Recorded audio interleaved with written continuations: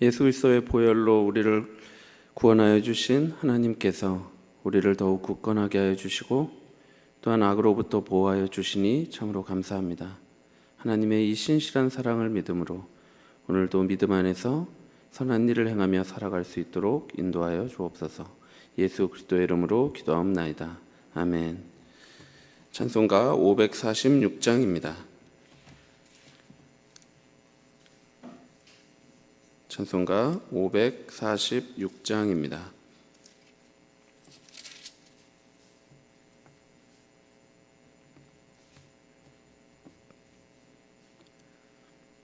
다 함께 찬송가 546장 찬송하겠습니다. 주님 약속하신 말씀 위에서 영원토록 주를 찬양하리라. 소리 높여 주께 영광 돌리며 약속 믿고 굳게 서리라. 굳게 서리 영원하신 말씀 위에 굳게 서리 굳게 서리 그 말씀 위에 굳게 서리라. 주님 약속하신 말씀 위에서 세상 염려 내게 엄습할 때에 용감하게 힘써 싸워 이기며 약속 믿고 굳게 서리라. 굳게 서리 영원하신 말씀 위에 굳게 서리 굳게 서리 그 말씀 위에 굳게 서리라.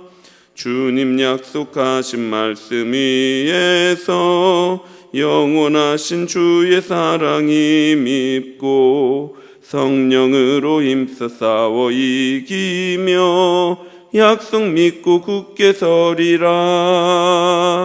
굳게 서리 영원하신 말씀 위에 굳게 서리 굳게 서리 그 말씀 위에 굳게 서리라. 주님 약속하신 말씀 위에서 성령 인도하는 대로 행하며 주님 품에 항상 안식 얻으며 약속 믿고 굳게 서리라. 굳게 서리 영원하신 말씀 위에 굳게 서리 굳게 서리 그 말씀 위에 굳게 서리라. 성경 말씀 데살로니가 후서 2장 13절부터 3장 5절까지 말씀입니다. 데살로니가 후서 2장 13절부터 3장 5절까지 말씀입니다. 데살로니가 후서 2장 13절부터 3장 5절까지 한 절씩 교독하겠습니다. 주께서 사랑하시는 형제들아, 우리가 항상 너희에 관하여 마땅히 하나님께 감사할 것은 하나님이 처음부터 너희를 택하사 성령의 거룩하게 하심과 진리를 믿음으로 구원을 받게 하심이니,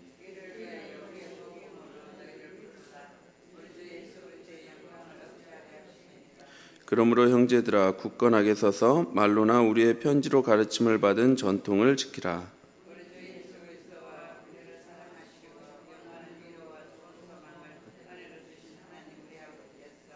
너희 마음을 위로하시고 모든 선한 일과 말에 굳건하게 하시기를 원하노라.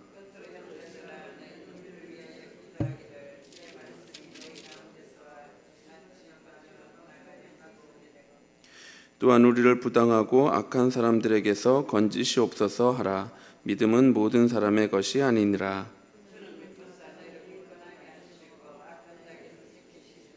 너희에 대하여는 우리가 명한 것을 너희가 행하고 또 행할 줄을 우리가 주 안에서 확신하노니, 주께서 너희 마음을 인도하여 하나님의 사랑과 그리스도의 인내에 들어가게 하시기를 원하노라. 아멘.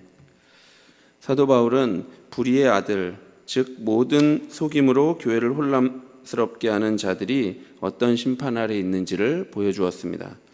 또한 진리의 사랑을 받지 아니하고 그 거짓된 가르침을 믿는 사람들 또한 하나님의 심판을 받게 되지요. 그러나 택함을 받은 하나님의 자녀들은 거짓 표적을 분별하고 오직 복음 안에서 진리를 따라 행합니다. 그래서 바울은 데살로니가 성도들을 택하시고 부르셨으며 결국에 가서는 그들을 분명 안전하게 하나님 나라로 데려가실 것이기 때문에 감사의 기도를 드리고 있습니다. 이 감사의 기도는 기독교 구원을 잘 설명해 주는 소중한 구절입니다. 13절과 14절입니다. 주께서 사랑하시는 형제들아, 우리가 항상 너희에 관하여 마땅히 하나님께 감사할 것은 하나님이 처음부터 너희를 택하사 성령의 거룩하게 하심과 진리를 믿음으로 구원을 받게 하심이니, 이를 위하여 우리의 복음으로 너희를 부르사 우리 주 예수 그리스도의 영광을 얻게 하려 하심이니라. 먼저 하나님께서 처음부터 우리를 택하고 부르십니다. 이것을 우리는 부르심 또는 소명이라고 합니다. 요한복음 15장 16절은 너희가 나를 택한 것이 아니요 내가 너희를 택하여 세웠나니 라고 말씀합니다. 우리는 이 말씀이 진리임을 믿습니다. 왜냐하면 하나님께서 우리를 붙잡으시기 전에 우리가 얼마나 고집스럽고 제멋대로였으며 연약한 존재였는가를 기억하고 있기 때문입니다. 그러므로 우리는 하나님이 우리를 택하사라고 고백할 수밖에 없습니다. 이렇게 하나님께서는 영원 전부터 우리를 택하사 처음부터 우리를 부르셨는데 그 수단은 무엇입니까? 바로 14절에 보니까 우리의 복음으로 너희를 부르신다고 말씀합니다. 하나님께서는 복음 선포를 통해서 당신의 부르심을 우리에게 이루도록 하십니다. 어떤 사람들은 하나님께서 이미 우리를 부르셨다면 우리가 사람들을 전도할 필요가 무엇이 있나라고 말합니다. 그러나 하나님께서는 당신의 주권에 의해 성도를 부르시지만 복음 선포라는 수단을 통해서 그 부르심을 성도들에게 이르도록 하십니다. 그렇기 때문에 이 선택에 대한 교리는 오히려 우리가 더욱더 복음을 전해야 하는 이유가 되지요. 그리고 성도를 부르신 하나님께서는 성령을 통해서 우리를 거룩하게 하십니다. 이는 생명의 씨앗을 인간에게 심으시고 영혼의 지배적 성향을 거룩하게 하시는 성령님의 사역을 말하는데요. 이를 중생 또는 거듭남이라고 말합니다. 이 변화는 우리의 지성과 감성과 의지의 변화로 전인격적인 변화를 말합니다. 그런데 성화처럼 점진적으로 변화되는 것이 아니라 즉각적인 변화를 말하죠. 이를 우리는 중생이라고 합니다. 그리고 믿음으로 구원을 받게 하십니다. 거듭난 성도들은 성령에 의해 마음 안에서 복음 진리에 대한 확신과 그리스도 안에 있는 하나님의 약속에 대한 믿음을 갖게 되죠. 그런데 그분의 부르심의 목적이 무엇입니까? 14절 하반절이 말씀하듯이 우리 주 예수 그리스도의 영광을 얻게 하려 하심입니다. 우리가 1장에서 본 것처럼 이 영광은 재림시에 나타날 것이며 그것을 통해서 그리스도의 백성들도 영광을 받게 될 것입니다. 이러한 모든 구원 서정의 주체이신 하나님께 사도 바울은 감사의 기도를 드리고 있는 것입니다. 사랑하는 성도 여러분, 어떻습니까? 우리를 부르신 분도 하나님이시고 그 구원의 주체도 하나님입니다. 그렇다면 이제 바울은 너희들은 이제 긴장을 풀고 느긋하게 삶을 즐겨라, 쉬어라 라고 말할 것 같은데 반대로 바울은 정신을 바짝 차리라고 말씀하고 있습니다. 15절입니다. 그러므로 형제들아 굳건하게 서서 말로나 우리의 편지로 가르침을 받은 전통을 지키라. 사도 바울은 데살로니가 성도들에게 굳건하게 서서 우리의 가르침을 받아 전통을 지키라고 말씀합니다. 왜냐하면 하나님의 부르심과 그 부르심을 완성하시는 하나님의 신실하심에 대한 확신은 우리를 나태하게 하거나 무책임하게 만들지 않기 때문입니다. 오히려 그들 스스로 굳건하게 설 것을 확신 있게 촉구하는 근거가 되기 때문입니다. 바울은 하나님께서 너희를 부르시고 거듭나게 하시며 믿음으로 구원하신다는 이 사도적 가르침을 너희가 꼭 붙잡아서 더욱 굳건하게 하라고 말씀하고 있습니다. 이러한 패턴은 계속됩니다. 바울은 16절과 17절에서 우리 주 예수 그리스도와 우리를 사랑하시고 영원한 위로와 좋은 소망을 은혜로 주신 하나님 우리 아버지께서 너희 마음을 위로하시고 모든 선한 일과 말에 굳건하게 하시기를 원하노라 라고 기도하고 있습니다. 사도 바울은 데살로니가 교인들을 택하시고 부르신 것에 대해 하나님께 감사하고 난 후에 그들에게 굳건하게 서라고 권고할 뿐 아니라 그들이 굳건하게 서게 해달라고 하나님께 기도하고 있습니다. 여기서 우리는 어떻게 성도의 감사와 찬양이 하나님께 드리는 기도와 함께 결합될 수 있는가를 볼 수 있습니다. 하나님이 어떤 일을 행하시겠다고 하는 그 약속은 하나님이 다 하시기 때문에 우리는 이제 아무것도 안 해도 된다라는 식으로 반응하게 되지 않습니다.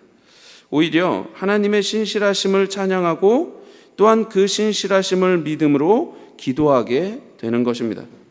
하나님의 약속은 하나님이 우리 기도에 응답해 주시리라는 확신에 대한 유일한 근거가 되기 때문입니다. 3장 1절과 2절에서도 바울은 하나님께 기도하고 있습니다. 끝으로 형제들아 너희는 우리를 위하여 기도하기를 주의 말씀이 너희 가운데서와 같이 퍼져나가 영광스럽게 되고 또한 우리를 부당하고 악한 사람들에게서 건지시옵소서 하라. 믿음은 모든 사람의 것이 아니니라 라고 기도합니다. 여러분, 바울은 어떻게 이런 기도를 드릴 수 있습니까? 왜냐하면 3절에 주는 미쁘사 너희를 굳건하게 하시고 악한 자에게서 지키시리라 라고 말씀하고 있기 때문입니다. 우리 주님께서는 신실하신 분이기 때문에, 미쁘신 분이기 때문에 우리를 굳세게 하시고 악한 자들로부터 지켜주시는 분임을 확신합니다.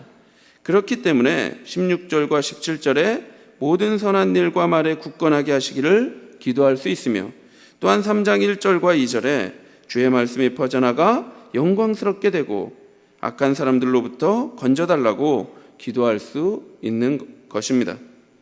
우리를 하나님의 백성으로 택하고 부르신 하나님께서는 우리를 부르시고 난 후에 이제 너희는 마음대로 살아라 라고 지켜보시는 분이 아닙니다. 오히려 우리가 선한 일과 말에 굳건하게 되기를, 주의 말씀으로 영광스럽게 되기를, 부당하고 악한 사람들로부터 건짐을 받아 거룩하게 되기를 신실하게 인도하시는 분이십니다. 사랑하는 성도 여러분, 하나님께서는 우리를 택하여 부르셨습니다. 그리고 거듭나게 하시고 믿음을 주셨지요. 그래서 우리는 예수 그리스도를 믿음으로 의롭다 하심을 받게 되었습니다. 그러나 거기서 우리의 구원이 끝나는 것이 아니라 하나님께서는 당신의 신실하심으로 우리를 내적으로도 주의 날까지 변화시키고 성장시키시며 외적으로도 선한 일과 말에 굳건하도록 하십니다. 그분은 우리를 점진적으로 더욱 아름답게 빚으시지요.